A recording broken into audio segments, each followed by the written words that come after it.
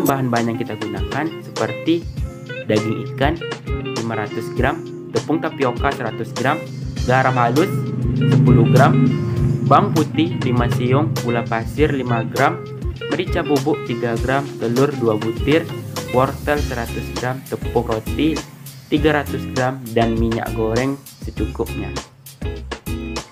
Nah, selanjutnya kita lihat prosedur dan tahapan dalam pembuatan nugget ikan yang dikombinasikan dengan sayuran wortel ini.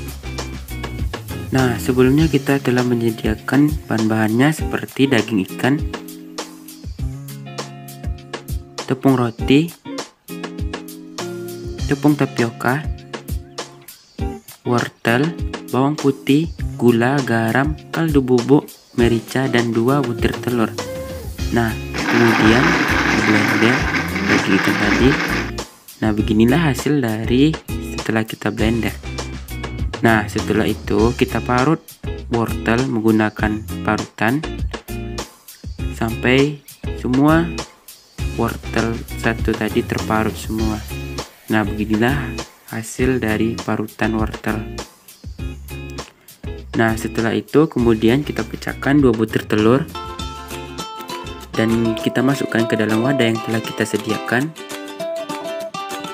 Setelah itu kita masukkan bawang putih, garam, lada, gula, dan kaldu bubuk. Nah, setelah itu kita aduk dan kita ratakan sampai tercampur dan homogen. Setelah itu kita masukkan tepung tapioka. Kemudian setelah tepung tapioka kita masukkan. Nah, kemudian kita aduk menggunakan.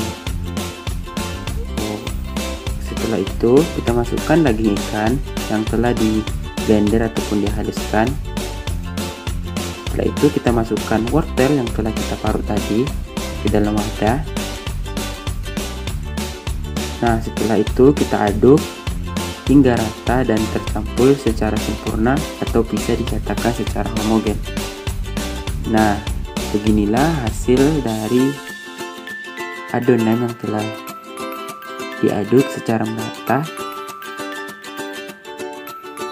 Kemudian kita masukkan ke dalam loyang kukusan yang telah diberikan minyak. Nah, kita masukkan semuanya.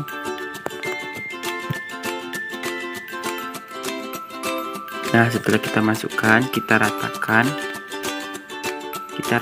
agar bentuk adonan kita rapi dan ketebalannya sama. Kemudian kita masukkan ke dalam kompor untuk dikukus.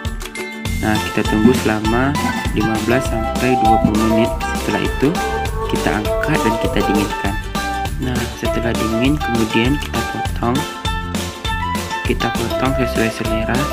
Nah, di sini saya memotongnya secara memanjang ataupun persegi panjang. Nah, beginilah hasil setelah dipotong.